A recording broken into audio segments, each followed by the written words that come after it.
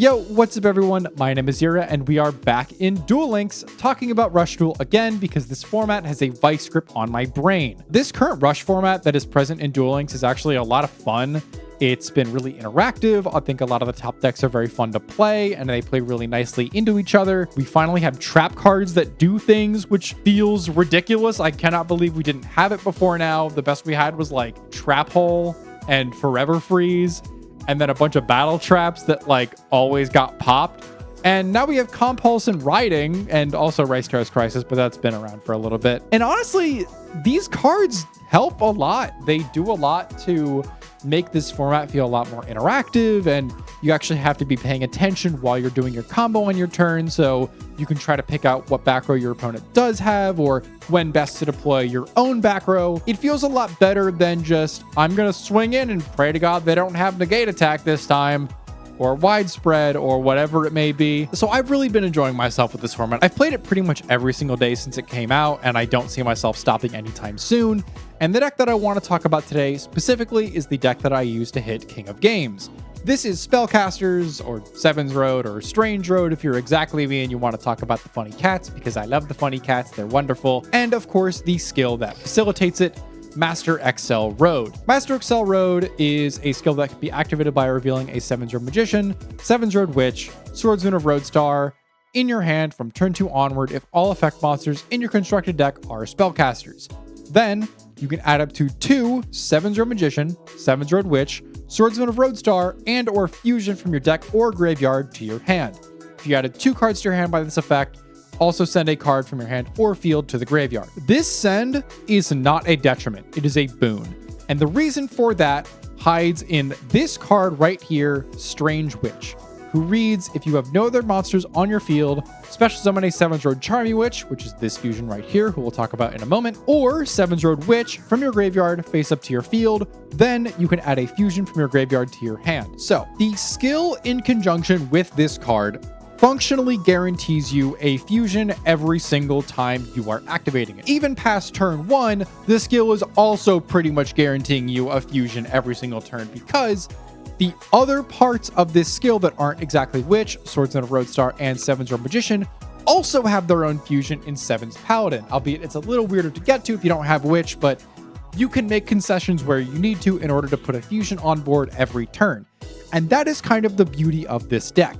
Unlike Light Galaxy and Dark Galaxy, I feel like this deck, while it has a slightly lower ceiling than those decks, it is absurdly consistent, and this skill really hammers that home. There is rarely going to be a turn where you cannot actually do anything, which is very good into this format, because if you take a turn to fall behind, the other decks in the room will absolutely take advantage of that and will steamroll you into the sun. So the reason why I want to talk about this brew of the deck specifically, because there are a couple of running around. There's some decks that are playing less cats. Specifically, they're not playing the Strange Cat Mr. Alchemy engine in favor of the better other spellcasters that we have, like Lily Slayer and the other elemental spellcasters, to make your Sevens Road Magician and Sevens Paladin a little bigger, because these both gain attack equal to the number of different attributes in your graveyard times a certain amount. Paladin is 400 for both graveyards, and Magician is 300 for only your own. I've chosen to forsake those in order to play a consistency engine. And the reason why this consistency engine is important is because Strange Cat and Strange Witch are both level 1 Earth spellcasters who are one half of the Sevens Road Charmy Witch fusion, which is one of the new Sevens Road Witch fusions, the other being Ultima Witch, who is extremely powerful even on her own. She, on her own, can contest a lot of weird board states, because you can send the top card of your deck to the graveyard to change the battle position of a monster on your opponent's field, and then she gives herself Piercing and also Destruction Protection of Magician's Engrave.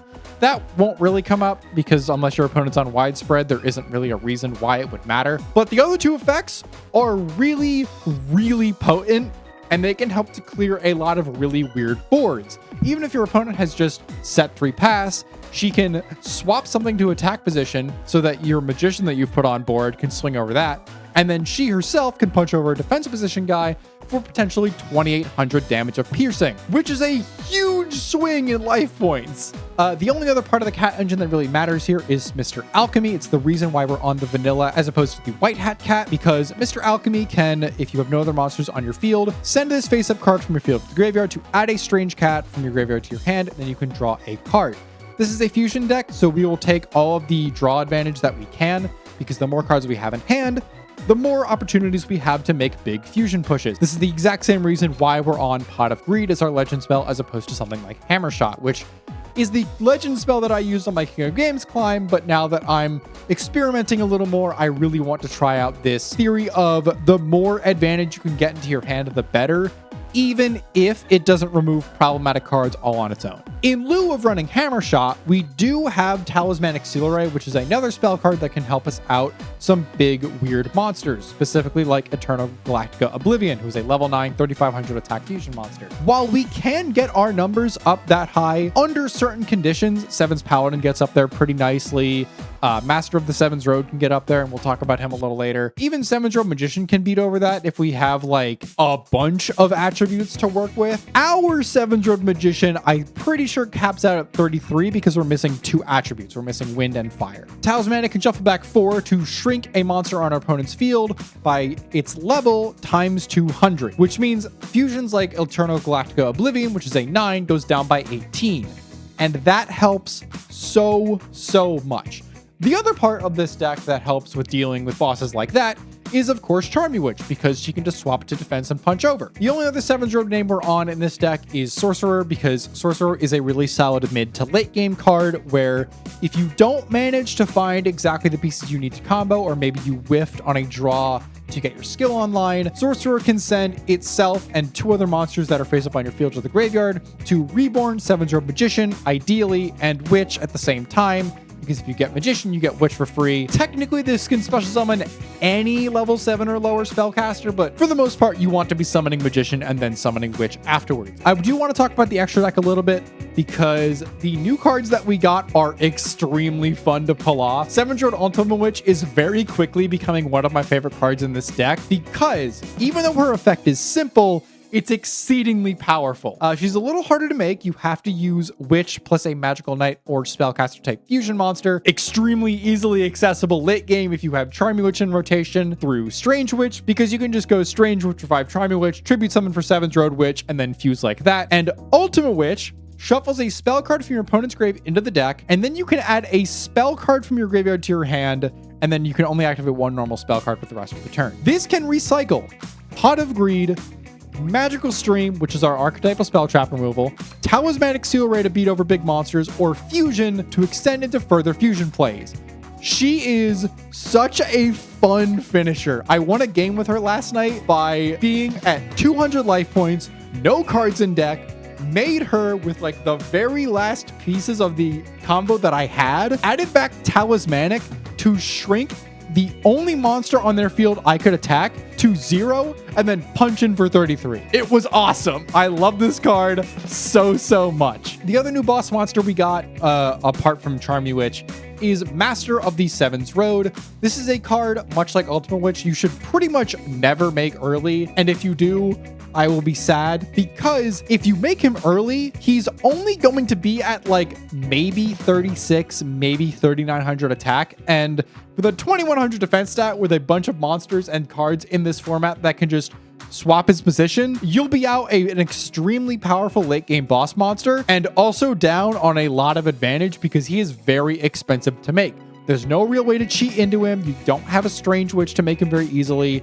You have to use Magician and Witch, which in and of itself isn't that difficult to set up, but it typically means that's your entire hand unless you have previous setup from an earlier turn. And the benefit you get for using him later is that he gains attack equal to the number of Dark Attribute Spellcaster type monsters with different names in your graveyard times 300, meaning he can get absolutely massive with the right setup, although in our deck, the only main deck targets we have are Sorcerer, Witch, and Magician, but using him late game typically means that you will also have a Charmy Witch and a Seven's Paladin in rotation, so he can get massive, like well over 4,000 attack very easily on a continuous effect, so he's always that number. And additionally, if you have 7 or more dark attribute spellcasters in your graveyard, not different names, it deals piercing. All in all, this deck is full of a bunch of really fun tools and a lot of really interesting combos and some really entertaining lines to go through. I am just kind of giddy being able to play this deck. It's got some of my favorite monsters, like theme-wise, I think Seven's Robe Magician is a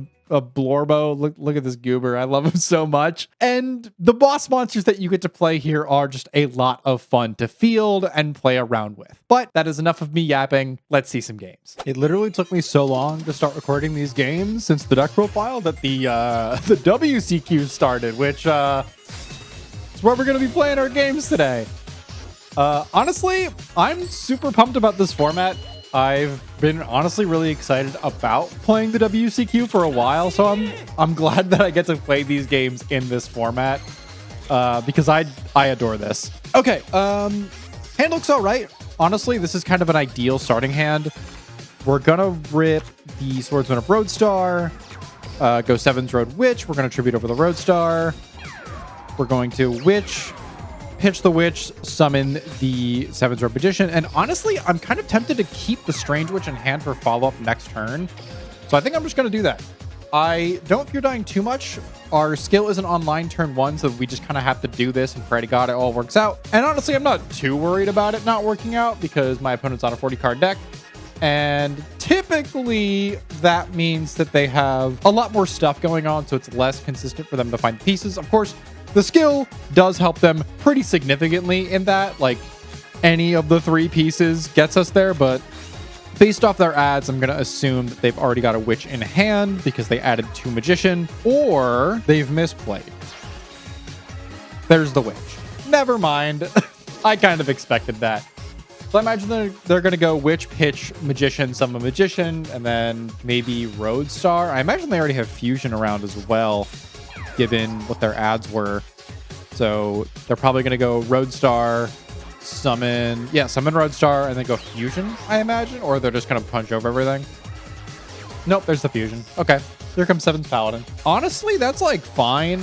We've got Strange Witch in our hand, so we're already in a pretty decent spot for next turn. We're not going to die here, so we're just going to take a good chunk of damage. There's the Paladin boost up. They are on Alchemy. I wonder what the extra 10 cards in their list are that are bumping them up to 40. Those are pretty nice, honestly. We'll go Master Excel Road. Throw off you. We'll grab the Witch and the Magician, I think. I'm trying to think if there's a way to do this the way I want to. I'm going to send the Strange Witch, because ideally here we get 2 fusions off, but I don't know if that's possible, unfortunately, because we don't have another fusion in rotation, because we only play 1.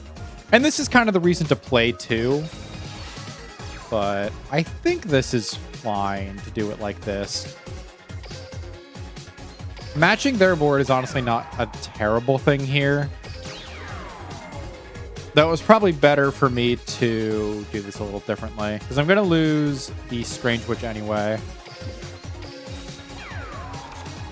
Yeah, we're just going to match their board. It was maybe better for me to do Charmy Witch play here, but I think this will be fine. We get to do literally the exact same thing they just did, except our guy is going to be... Oh, no, it's the same. Okay. Yeah. So the only thing we're down is the extra 1,200 from... Or the extra little bit of damage from the... I don't even remember what they hit me with. I'm going to be honest. I don't remember what they hit me with to make me drop to 32. Oh, it was because I punched over a 7's Robe Magician instead of a Paladin. I mean, this is going to hurt, but I don't know if we're dead here. Yep, they're going to add an ad. Send the Sorcerer. It's maybe worth it for me to be on an extra copy of Fusion, but that's something I'll think about later. I think for now, this list is fine. Yeah, 36. Recovery Force. Interesting. Yep, they're going to send back some of their pieces and a Flare Sorcerer, which is totally fine. They're going to go Roadstar. They're going to fuse for the Paladin. The way they're playing this handout leads me to believe that they don't have a way to contest both things on board, so they're probably just going to kill the Paladin, which leaves us in a really good spot, because this Witch sticking around is actually kind of massive. Yeah, because they only get up to 45 and a random set monster. Okay, so Charmy Witch here is going to go nice. We do kind of need to find another piece for the skill, which we didn't. That's very unfortunate. Yeah, because now we can't access Fusion, which is very bad. So I think we have to do it like this. We're going to summon the Strange Cat. We're going to go Sorcerer. Sorcerer, send all three. We're going to reborn our Magician. And then summon Witch. And I think we have to set this Strange Witch so we don't die. We actually do have a response now, which is pretty big. But we can clear this. We can clear their set. Lily Slayer. Okay. Having Compulse here might genuinely be the thing that saves our life. I think if they find Charmy Witch, we do have to answer it pretty much immediately. Yep, they've got a skill activation, which is very bad for us. I think we might be okay, though. Finding Compulse here is really, really big. We're going to add the Fusion from the graveyard and a Witch from the deck. That's totally fine. They do have a pretty significant amount of hand advantage to work with, which normally does terrify me, but they're on Warlock, which does give me a bit of hope. Comes the Sorcerer. They're going to know that this is something. They're probably going to know it's Compulse exactly because of the activation window. I really should have toggled off pretty much immediately. Although if they don't have Magical Stream, it won't matter anyway. I'm going to wait for them to activate Fusion and just pray it's enough. The thing they could do here is... Okay. They didn't summon Witch back from grave. Oh, they might have only had one in grave. Yep. There's the Magician. Okay. So, because they're going for Fusion here, this Compulse wins us the game. If they hadn't done that and they had just tried to put the pressure on by just swinging into our board, they might have actually been in a much better spot. But because we get to Compulse here, their board is completely wide open, and a Seven's Road Magician plus Witch swings in for exact lethal. Not exact. I don't know what I'm saying. It swings in to kill them. They just die here. It doesn't matter. I am going to set these two just in case, but I'm pretty sure my math is correct. Yeah, 33 plus 16 is more than enough to kill them. Nice one. GG's. I do really like this mirror. I think it's a lot of fun, and it's honestly kind of one of the reasons why I like this meta so much. A lot of the mirrors are really fun and interesting to play around. We were definitely on the back foot for most of that game, but brought it back in the end. All right, second game. Looks to be another mirror, which, as I said before, do not mind that much. I actually really like this mirror. I wonder if it's going to be mostly this. Oh, this is actually a really solid first hand. Wow, yeah, that got really good. I do not mind at all just set 3 passing. And this Mr. Alchemy is going to provide some extra advantage for next turn. It gives us a kind of time to buy to actually getting like a Master Excel Road off on turn 3, which is really important. And it also importantly gets this Mr. Alchemy off the field if we also find a Strange Witch, which can lead us to having like a double fusion play potentially. They're going to lead Sorcerer, tribute immediately for Witch because they went second. So they immediately get access to their skill, which is kind of terrifying. They're going to pitch this Talismanic, which is totally fine. Go for the Magician. The thing that I am curious to see is if any of my opponents are going to rip the early Master of Seven's Road, because that is not an ideal scenario to be in. This is also not very good because we're going to be stuck with a Strange Cat on our board, which means this Mr. Alchemy isn't doing anything, but it's fine. This is totally a Charmy Witch play. We're going to reveal the Switch that we have in hand. We're going to add a Fusion and I think another Magician, because I think this is the kind of play that's going to set us up for a Charmy Witch plus a Magician. So we're going to dump this Seven's Road Witch, I believe. We're going to flip up this Strange Cat and snipe one of these back rows before they have a chance to activate something. I'm assuming one of them back there is riding. Buffered Slime is a decent hit too. So this is Compulse. That back there is Compulse, which is really important to know because it can lead to us playing around this in a bit of a different way than I normally would have. And the reason I know it's Compulse is because there was a waiting time after I activated Magical Stream, and because of that, Compulse is the only trap card in the format that can activate in response to a spell card. So we're gonna go pitch the Road Star here. Now I'll pitch the Magician. Now, are they gonna activate? Okay, so they're waiting for the fusion, which is smart. I probably should have not flipped this Strange Cat up, but I didn't know what it was until I flipped it. So I'm gonna rip this fusion.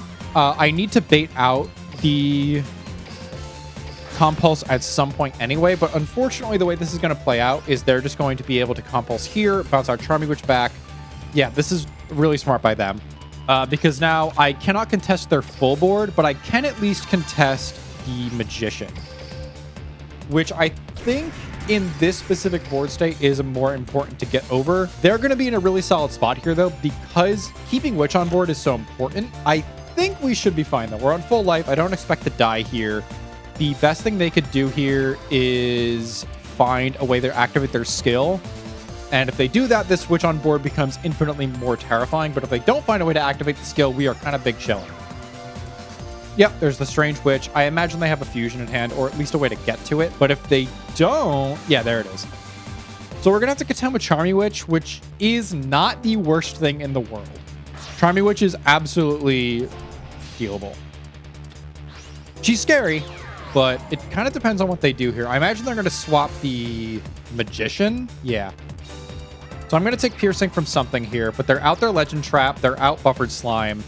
So the only thing that I'm really worried about now is like exactly executing Riding.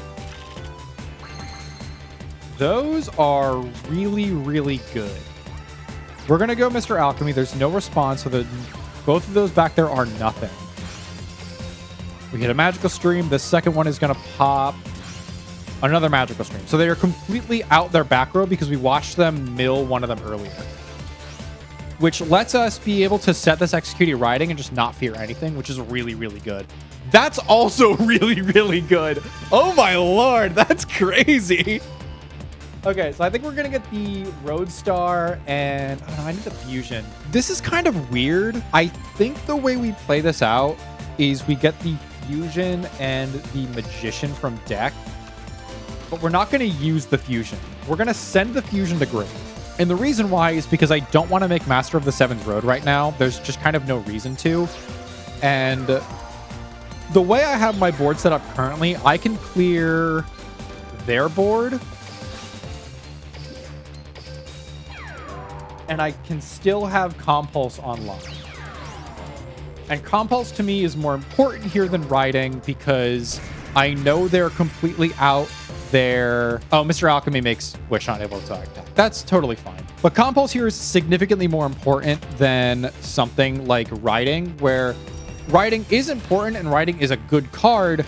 It's not something that I have to necessarily play around immediately because the way this deck plays, if they find a way, to do Master Excel Road and they have a second fusion, if they do two fusions, the Riding, if activated incorrectly or they figure out a way to play around it, could potentially spell our death. And I really want to maximize the usage of my trap cards as much as I physically can, and Compulse is just a significantly better card at doing that.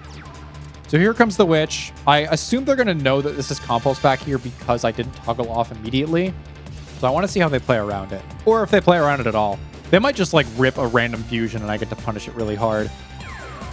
Yep, here's Magician. I'm assuming this is going to be like a Charming Witch play or a Paladin play. I can totally deal with a Paladin play because that lets me keep Magician online, which is important. Yep, here comes the fusion. So whether this is Master or this is Paladin, this Compulse is just going to be great. It's going to be awesome. Yeah, here comes Paladin. This thing is getting immediately bounced back. Bye-bye. So we've got two cards in hand to contest my board. I think they're just going to be extra dead cards of back row. Yeah. So they've got another card in hand. Could be a second Magician. That feels kind of weird, actually. Let's Pot of Greed and see what we can do here. Yeah, it's unfortunate. The thing that I was fearing was not finding another piece because we're so low on deck. So the thing we're going to do here is we're going to actually put back a bunch of these pieces. I think we want to do like this. So next turn, we should guarantee that we find a way to get a fusion play online. We can't kill them here, but we can make sure we don't die, which I think is important. We'll set, and then punch over this witch for something pretty big. Losing the witch there is unfortunate, but it's not the end of the world. We know their back row is nothing, so I'm feeling pretty all right. Those talismanics honestly really coming in clutch. This deck does kind of turbo through its deck count pretty fast, just because of like all the ways we have sending things to graveyard and all the ways we have drawing, like Pot of Greed and Mr. Alchemy. I'm kind of sad I haven't been able to pull off a Strange Witch play, but given how this game is playing out, I'm assuming that they're going to be able to play their turn. They've got something from Master Excel Road, but they shouldn't be able to kill us, especially with a Rice Terrace Crisis online. I'm just kind of hoping that they find a way to special from hand. I mean, they should, right? They should go for a Witch play for Magician, and then Rice Terrace Crisis can flip something face down. Based off of their ads back, I'm going to assume they're going to try for a 7's Paladin play. So this Witch here is... I really hope they summon Swordsman of Roadstar first, but yeah, they're not going to. So we're going to flip their Magician face down, because we kind of have to. Unfortunately, we only get one flip here because it's 12 or less, and 7 plus 6 is 13. Basic math, I know, but you know, sometimes these things are important to keep track of. I'm hoping this stops them in their place, though. At the very least, they shouldn't be able to kill us, which is what we want. Yeah, just go straight to battle. That's fine. I'm pretty sure we're guaranteed to find something here, and even if we're not, this talismanic, I think, puts us over. Yeah, okay. So let's wrap this game up. We're going to go Master Excel Road, reveal the Roadstar in hand. We're going to get a Witch back from grave and the Fusion back from grave. And just in case there's something silly going on, I am going to Talismanic just to make sure we don't die here. Put these two back, the Strange Witch and the 7's Road Witch. But we're going to make Charming Witch here. It does... Yeah, I think we're fine. I'm pretty sure nothing we do here can lead us to a loss. Oh, that's riding. Okay, so that being riding is interesting, because it means I shouldn't play too hard. I'm going to summon the Witch. I'm seeing if I can bait it out, but I think we're cool to just go 7's Road punch in. So it wasn't nothing. It was actually a live back row. It just wasn't online because they said it before we did anything. So we're just going to play it safe. If I play too hard into that, their riding will kill me. So we're just going to end it there. GG's. All right, back with the deck. I'm not actually sure in the future how many games I want to use to showcase the deck, but I think 2 for right now is pretty okay, especially given the length that they were. I love this deck. It is absolutely the deck that you're going to see the most on ladder because it is the cheapest and the easiest to get your hands on. But honestly, that being the case, I think this format is in such a wonderful spot.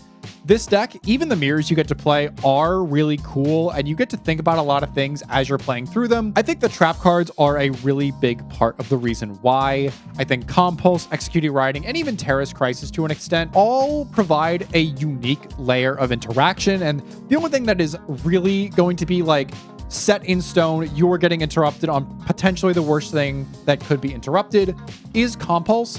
The other two are pretty situational, and when deployed correctly, can be really, really good. I didn't get to show off riding, unfortunately, but this card is really solid. I know a lot of tournament topping decks have kind of cut it, but I like it a lot, especially on ladder when you're not really guaranteed to find exactly like Light Galaxy or people who are really, really good at their decks and know how to play around it.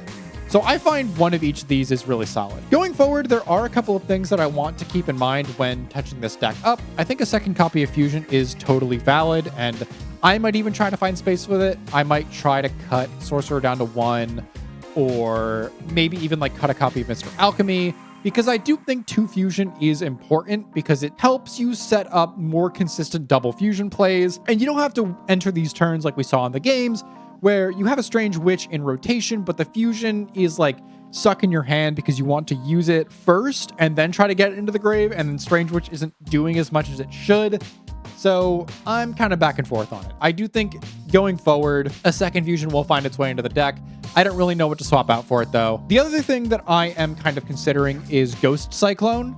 For those of you who have been playing Rush Duel Links for a while, this card's been limit 3 for a very long time, and it's not hard to see why. This card is very strong, and especially early game, it's much better than finding something like Magical Stream, because if you have 3 or less monsters in your graveyard when you activate it, you can draw a card, which is very important for a deck like this that really wants to find more pieces where it's possible. All in all, I love this deck a lot. I think it's super fun, and I'm really, really excited to just be playing more of this format with it. I'm definitely going to be covering the other decks in the format, like Galaxy and Dark Galaxy, because I love those decks too. I think this format, even though it is a 3-deck format, it is one of the most fun formats this game has ever had, and I've never been more excited to be playing around with it. With all that said, thank you all so much for watching, and I'll see you in the next video. Bye-bye!